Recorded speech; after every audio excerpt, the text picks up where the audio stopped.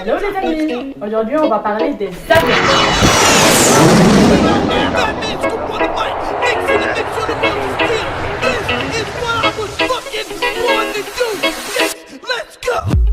Le Boeing 737 est un avion de ligne, c'est-à-dire un appareil utilisé pour le transport des passagers sur des bases commerciales et ils sont plus souvent exploités par des compagnies aériennes. Le Boeing 737 a été développé et construit depuis 1967 par la Boeing Commercial Airplanes. Le Boeing 737 MAX est la quatrième génération de la famille d'avions 737, construite et sortie en 2016. Ce changement a été apporté par plusieurs modifications. La principale est l'implantation des moteurs CFM International LEAP 1B. Les autres concernent les cellules et les commandes de vol.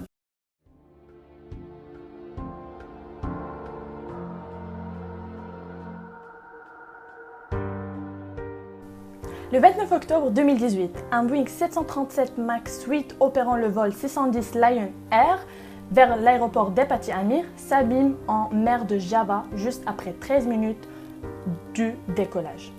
Le 10 mars 2019, un Boeing 737 MAX 8 aussi de la compagnie éthiopienne Airlines à destination de l'aéroport de Nairobi s'écrase juste 6 minutes après le décollage de l'aéroport d'Addis Abeba Bole.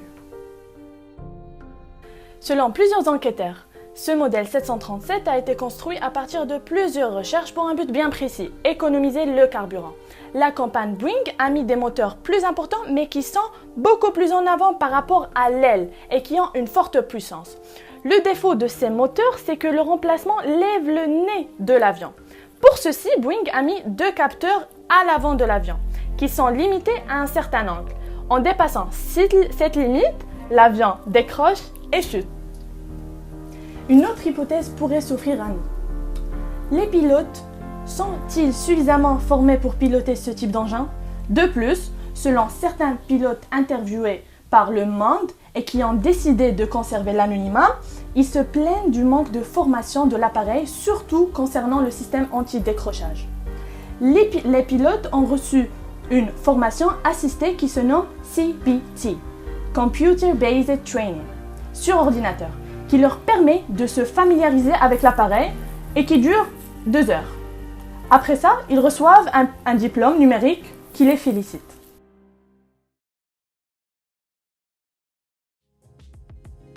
Vu la présentation du Boeing 737 MAX, comment peut-on répondre à cette question sans pouvoir faire intervenir nos émotions, nos sentiments?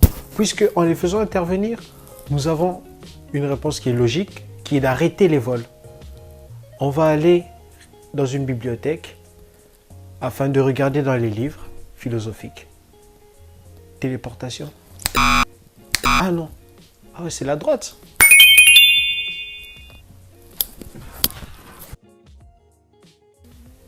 Primo, laisser en libre circulation des avions impliquerait que chacun fasse son choix de prendre ou de ne pas prendre cet avion.